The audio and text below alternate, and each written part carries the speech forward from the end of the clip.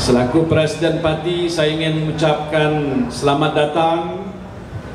Terima kasih kepada saudara-saudara sekalian yang telah pun dapat melapangkan masa untuk memberikan sokongan bagi menjayakan program yang amat bermakna ini. Terima kasih saya ucapkan. Tentulah pertemuan kita pada malam ini juga pertemuan yang bersejarah. Kerana kita adakan majlis inilah untuk menyatakan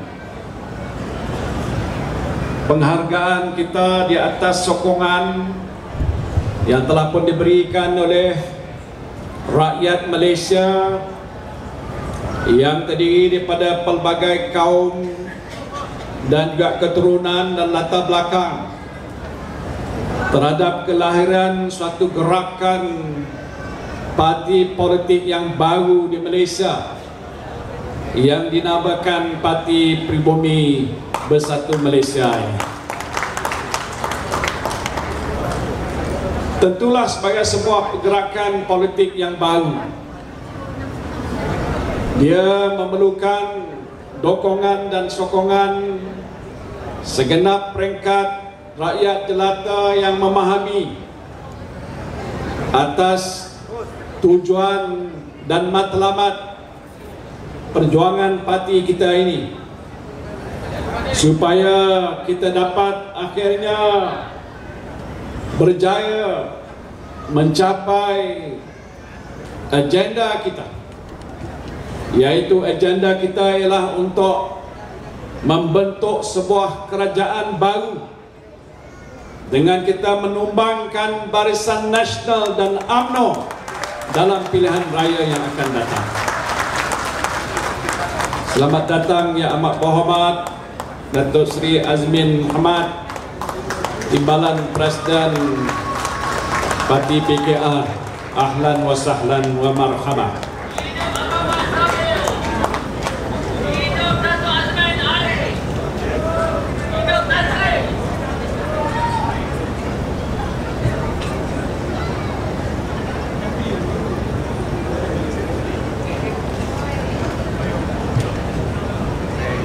Pastinya matlamat yang saya sebutkan tadi dalam perjuangan parti kita ini bukanlah sesuatu perkara yang mudah untuk kita capai. Kita akan berhadapan dengan tentangan dan cabaran yang maha hebat yang datang daripada sebuah gerakan politik yang sudah berada di Malaysia lebih 6 dekad lamanya. Sudah ada kuasa sebagai sebuah kerajaan dengan segala sumber-sumbernya yang jauh lebih besar dan lebih hebat daripada kita yang ada dalam Parti Pribumi Bersatu Malaysia ini. Tetapi dalam mana-mana situasi dan keadaan sekalipun, untuk menjayakan sebuah cita-cita murni yang besar ini,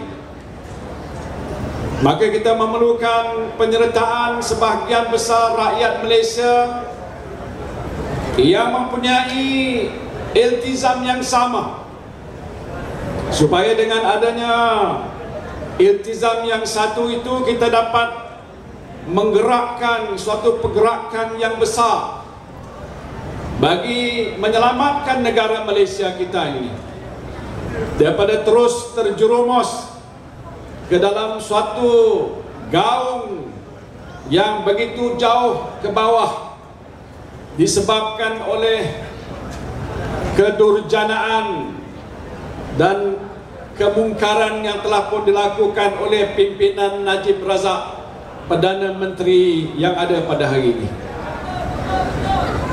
Di mana-mana saja saya pergi dalam program-program yang telah pun kita susun selama ini, baik yang kecil maupun yang besar, di mana kita telah pun dapat bertemu dengan rakyat jelata yang datang daripada pelbagai peringkat. Tidak ada suatu majlis pun di mana ramai khalayak hadir yang saya rasakan bahawa mereka seolah-olah terlepas daripada bahang bencana yang sedang pun melanda negara kita untuk sekian lama ini. Situasi ekonomi negara kita cukup teruk. Banyak orang merasa bebanan dan tekanan hidup yang cukup berat.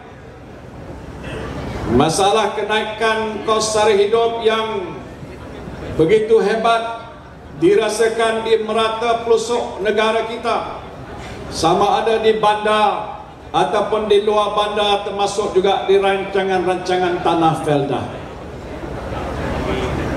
Di sebelah pagi tadi saya berada di Melaka bersama dengan Pak Wan dan Rafiq yang ada di sini, dan kita adakan satu sesi untuk kita mendengar apakah rintihan rakyat, dan di situ juga saya telah dapat maklum balas yang hampir sama tentang tekanan hidup, tentang masalah yang sedang pun terbeban di atas bahu ibu bapa dan keluarga yang nak mensekolahkan anak mereka, tentang masalah yang disebutkan berkaitan dengan kenaikan harga barang, ringgit yang sudah menjunam jatuh, dan bebanan-bebanan lain yang terpaksa ditanggung oleh rakyat di semua peringkat.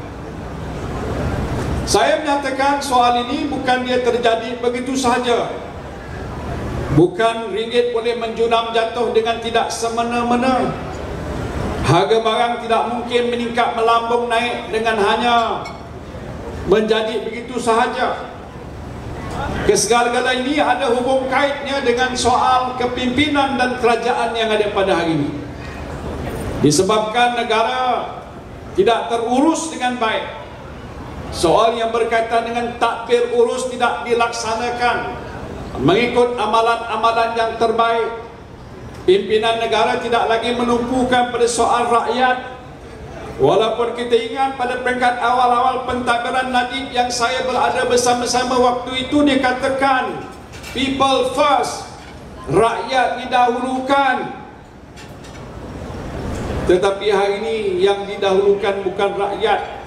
Rakyat tidak didahulukan, yang jadi didahulukan Najib Razak dan kroni-kroni Najib Razak yang ada di dalam negara kita pada hari ini. Oleh sebab itu, bebanan ini menjadi lebih besar dan seolah-olah tidak terjawab. Kalau kita mendengar kenyataan-kenyataan yang telah dibuat oleh menteri-menteri dalam jemaah menteri tentang masalah yang dihadapi oleh rakyat jelata, jawapan-jawapannya cukup membingungkan kita. Seolah-olah rakyat jelata hari ini agak bodoh dan tak tahu apakah masalah sebenarnya, dan bila menteri memberi jawapan, samalah rupanya bodoh juga, sehingga rakyat tak tahu bagimanalah masalah kita nak diselesaikan.